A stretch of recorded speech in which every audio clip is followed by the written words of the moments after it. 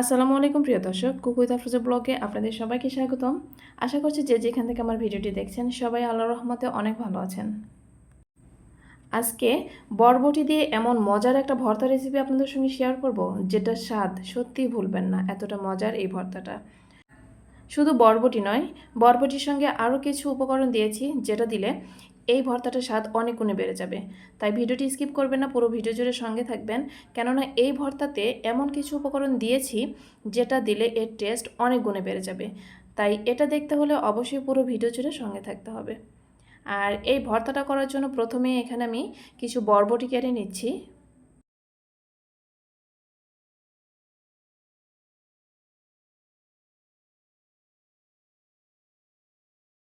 বরবটিগুলো কেটে নেওয়া হয়ে গেছে।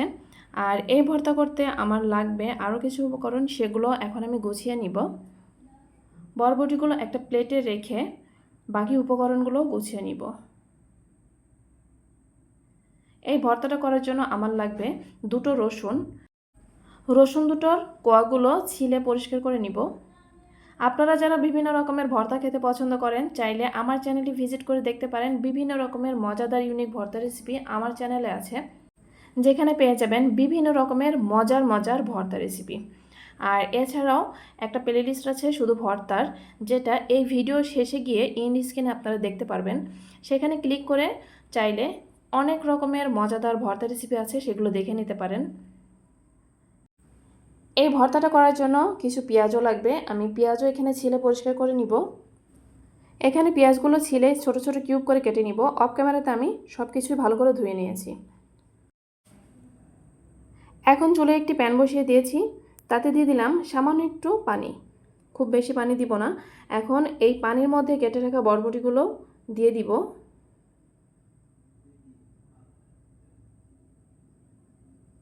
একটু ঢাকনা দিয়ে বরবটিগুলো সিদ্ধ হতে বসিয়ে দিব। বরবটি সিদ্ধ হতে হতে এদিকে একটা টমেটো কেটে নিচ্ছি। এখানে আমি পাকা একটা টমেটো নিয়েছি, চাকচাক করে কেটে নিলাম। আর নিয়েছি একটা মাঝারি আকৃতির আলুও চাকচাক করে কেটে নিব। এখন বরবটির সঙ্গে আলুও সিদ্ধ করে নিব।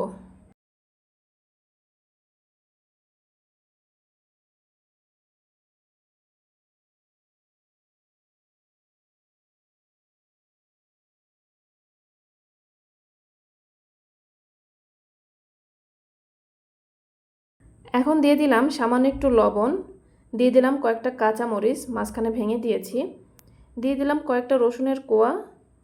এখন দিয়ে দিব পেঁয়াজ। এই সময় চুলোর আঁচ হাই হিটে থাকবে। হাই হিটে দিয়ে এই পানি শুকিয়ে নিব। দিয়ে দিলাম কেটে রাখা টমেটোগুলো। এদিকে কিন্তু পানিও শুকিয়ে এসেছে। এখানে ঢাকনা দিয়ে ঢেকে দিব 1 মিনিটের জন্য।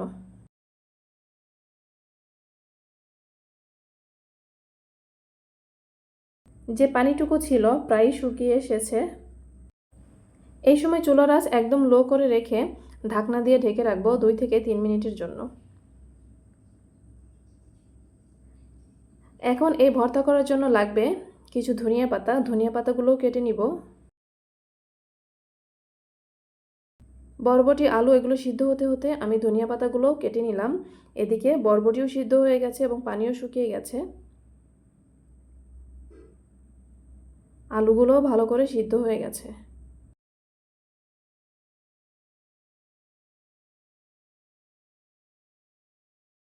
টমেটোর যে উপরে পাতলা আবরণ, সেটা কিন্তু আমি এখন ফেলে দিচ্ছি। এটার প্রয়োজন নেই রাখার।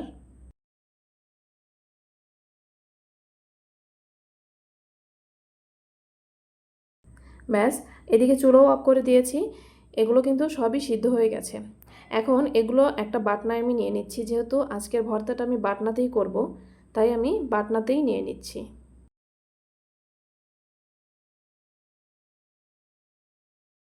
ঠান্ডা হওয়ার জন্য একটু ছড়িয়ে দিলাম। এদিকে ঠান্ডা হতে হতে চুলায় প্যান বসিয়ে দিয়ে তাতে দিয়ে দিলাম সয়াবিন তেল। এখন এই সয়াবিন তেলে 4টা শুকনো মরিচ ভেজে নিব। এই ভর্তা করতে শুকনো মরিচও লাগবে, তাই শুকনো মরিচও ভেজে নিচ্ছি। মরিচগুলো ভেজে নেওয়া হয়ে গেছে। এখন ভর্তা করার পালা। এদিকে বাটনার সাহায্যেই ভালো করে ভর্তা করে নিব।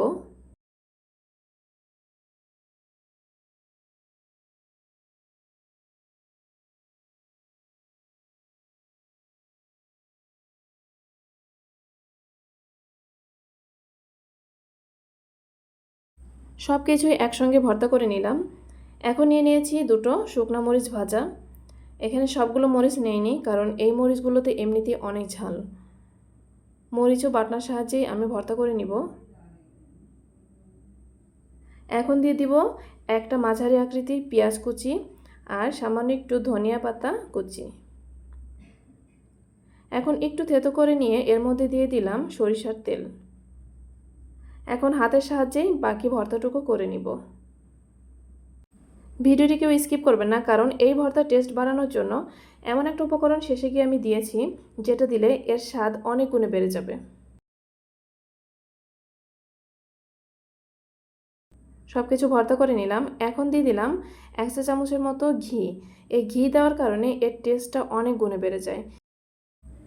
ঘি দিয়ে আবার একটু ভালো করে মিশিয়ে নিব। আর এই ভর্তাটা অবশ্যই গরম ভাতের সঙ্গে খেতে হবে। আর গরম ভাতের সঙ্গে এই ভর্তাটা খেতে বেশি ভালো লাগে। সব কিছু মিশিয়ে ভালো করে আমি ভর্তা করে নিয়েছি।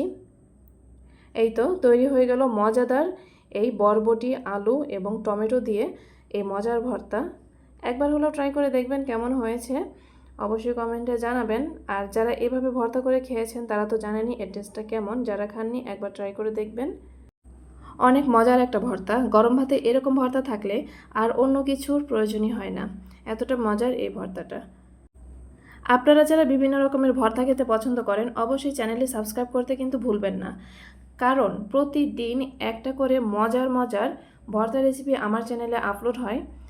আর সেই ভর্তাগুলো যদি দেখতে চান অবশ্যই আমার চ্যানেলটি সাবস্ক্রাইব করে রাখতে হবে। আর সাবস্ক্রাইব করে পাশে থাকা বেল আইকন প্রেস করে দিবেন, যেন আমি যখন ভর্তা রেসিপিগুলো আপলোড করব আপনাদের কাছে নোটিফিকেশন চলে যায়। আর নোটিফিকেশন ধরে আপনারা এই মজার মজার ভর্তাগুলো দেখে নিতে পারেন। আজকের ভিডিওটি এই পর্যন্তই। পরবর্তীতে আরও মজার একটা ভর্তা রেসিপি নিয়ে আমি আপনাদের সামনে হাজির হব। ততদিন পর্যন্ত সবাই ভালো থাকবেন, সুস্থ থাকবেন। আল্লাহ হাফেজ। আসসালামু আলাইকুম ওয়া রাহমাতুল্লাহি ওয়া বারাকাতুহু।